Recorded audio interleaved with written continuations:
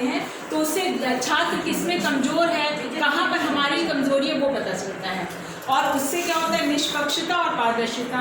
इससे क्या होता है, अगर हम ईमानदारी से करेंगे तो बच्चे भी क्या करेंगे, बहुत ही ज़्यादा प्रेरित होंगे।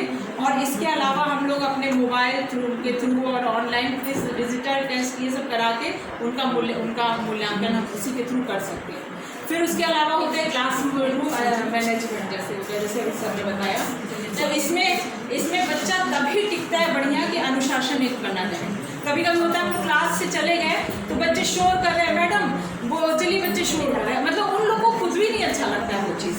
तो मतलब अनुशासन हमको खुद भी बनाए रखना है, जिससे कि पढ़ाई ठीक से हो सके, बैठने की व्यवस्था ठीक से रहे, कि मतलब जो है बच्चा ठीक से सुन सके, हमारी बातों को समझ सके, समय का सही उपयोग होना चाहिए। जैसे कि वो मतलब हम ये नहीं कि पढ़ाए जा रहे हैं, क्या होती है, बोरियत हो जाती है। कुछ गतिविधियाँ भी ऐसी करानी चाहिए जिससे जो है उनको और अच्छा लगे। फिर उसके बाद हम कोई भी नियम अगर हम बना रहे हैं तो उसको जो है उसमें स्पष्ट होना चाहिए वो चीज़। जैसे कि मान लीजिए अगर हम कोई बच्चों से क्वेश्चन पूछे क्लास में, तो ये नहीं कि पता चला कि सभी उठ के बोल रहे हैं। क्लास में पहले रेज जो हैंड्स और फिर मतलब कोई भी जिसको भी आ रहा है वो अपना हाथ उठाओ पहले, फिर उसके बाद जो है बोलो।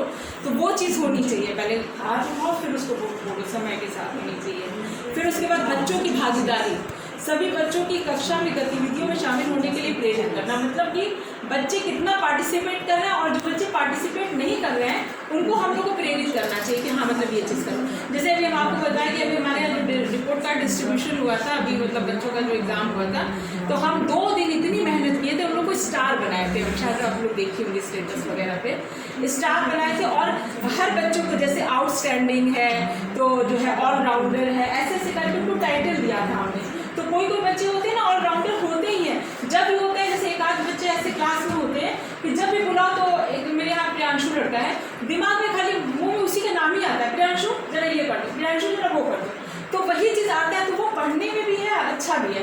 तो जैसे इस तरह की हमने 12-13 बच्चों का टाइटल बनाया था, और जो बच्चे अच्छा किए थे, जैसे उसमें क्या हुआ था, जो फुल अटेंडेंस जिसकी थी, और फुल अटेंडेंस तो संभव नहीं है हमारे गांव के बच्चों के लिए, लेकिन उसके बाद भी वो बच्चे जिन्होंने एप्लीकेशन दिया था, जैसे कि मतलब अटेंडेंस वो एब्सेंट ज़्यादा नहीं है, वो मतलब फुल अटेंडेंस ही लगभग है, रेयर में मतलब 4-5 दिन ही, और उतने दिन के लिए उन्होंने एप्लीकेशन दिया।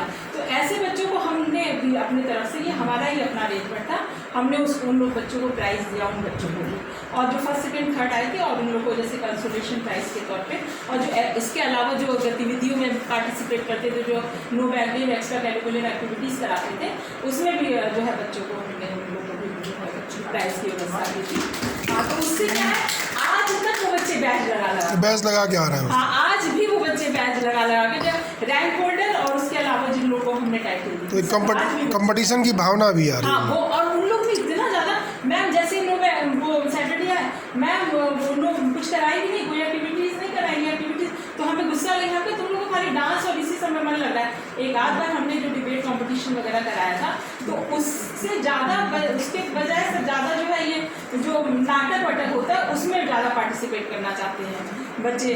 तो अब हिंदी बोलने में थोड़ा उन लोग को लगता है, मतलब इतना कॉन्फिडेंटली नहीं बोल पाते हैं, तो हमने कहा कि तुम लोग भोजपुरी नहीं बोलो, चलो कम से कम इतना बढ़िया पूछिए सर से, इतना बढ़िया उन लोगों ने, मतलब उतना तो हम लोग अच्छे से नहीं जो है वो कर पाएंगे, उतनी अच्छी परफॉर्मेंस, इतना अच्छा उन लोगों ने मुश्किल से 10 मिनट में तैयार करके दिया था। तो खैर ये सारी चीज़ें होती हैं। उसके अलावा हम लोग का सकारात्मक वातावरण होगा, जैसे हम प्रशंसा, जैसे अभी हमने बताया, तो उन लोग का आत्मविश्वास बढ़ेगा। संवेदनशीलता और समझदारी, हर बच्चे की भावनाओं को समझना, विशेष बच्चों के लिए अतिरिक्त सहयोग करना, समूह कार्य और सहयोग, मतलब टीम भावना विकसित करना भी इन लोगों को चाहिए। उसके अलावा हम अगर क्लासरूम को अच्छे से सजाएंगे तो बच्चों, मतलब हमारे क्लास का बदलन भी उसमें काम आएगा। इसके अलावा टेक्नोलॉजी में हमारा आएगा, जैसे कि मान लीजिए हमारे शिक्षण को रोचक बनाने के लिए प्रोजेक्ट विधि से या वीडियो के थ्रू हम कर सकते हैं, ऑडियो के थ्रू कंटेंट को जो है हम आसानी से समझा सकते हैं, बच्चों को भेज सकते हैं। उसके अलावा ऑनलाइन प्लेटफॉर्म जैसे हमारा दीक्षा है और NCERT का ये सब पोर्टल है, उसके थ्रू हम सामग्री बच्चों तक पहुंचा सकते हैं। और इससे क्या होता है, हमारा समय का विकास होता है और हमारा प्रयास भी सार्थक होता है। और शिक्षकों को नहीं आता है तो प्रशिक्षण देना चाहिए, जो आजकल डिजिटल वगैरह चल रहा है, इतना तो हम लोग को नहीं ना आइडिया, तो उन्हें तो कंप्यूटर पढ़ा नहीं है, तो उसके लिए प्रशिक्षण भी ज़रूरी है। और घर में अध्ययन के लिए मोबाइल और टैबलेट भी होना मतलब संभव नहीं है, लेकिन है। अब जो हम लोग को चूँकि बोला गया है तो बोलना ही है बस।